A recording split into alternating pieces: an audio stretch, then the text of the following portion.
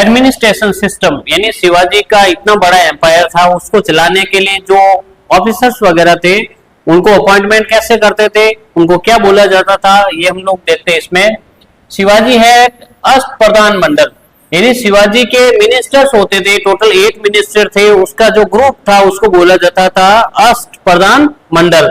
यानी आपको अगर पूछा जाए कि अष्टप्रधान मंडल क्या था, तो आपको बताना काउंसिल ऑफ 8 मिनिस्टर्स, यानी 8 मंत्री थे, उनकी जो काउंसिल थी उसके हिसाब से उसको बोला जाता था अष्टप्रधान मंडल।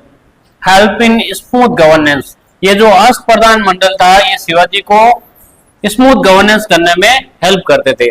हमने देखा कि शिवाजी का जो एडमिनिस्ट्रेशन है उसके सेंटर में शिवाजी खुद थे। इसके अलावा शिवाजी के जो फाइनेंस मिनिस्टर थे, फाइनेंस से रिलेटेड जितने भी काम होते थे वो कौन करते थे, अमात्य करते थे। आपके मैच द फॉलोइंग का क्वेश्चन आ सकता है कि जो अष्टप्रधान मिनिस्टर्स है उनको वर्ग के आधार पे मैच करो, तो हमें बताना है कि जो फाइनेंस मिनिस्टर है वो क्या, उसको क्या बोला जाता था, अमात्य।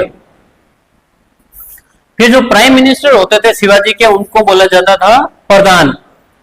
लैंड रेवेन्यू मिनिस्टर थे उनको बोला जाता था सचिव। और मंत्री किन को बोला जाता, इंटेलिजेंस मिनिस्टर, यानी उनके जो गुप्त विभाग था, उनका जो सीक्रेट जो ग्रुप था उसका जो मिनिस्टर था उनको बोला जाता था मंत्री। इसके साथ में पंडित राव का काम होता था हेड ऑफ रिलीजियस अफेयर्स, यानी रिलीजन से रिलेटेड जितने भी मैटर होते थे उसको सॉर्ट आउट करने का काम किसका होता था, पंडित राव का काम था।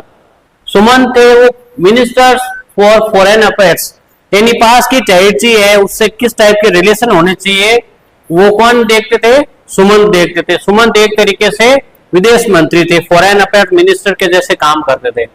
न्यायाधीश कौन थे, चीफ जस्टिस थे, जिनका काम जस्टिस करना होता था उनको न्यायाधीश बोला गया।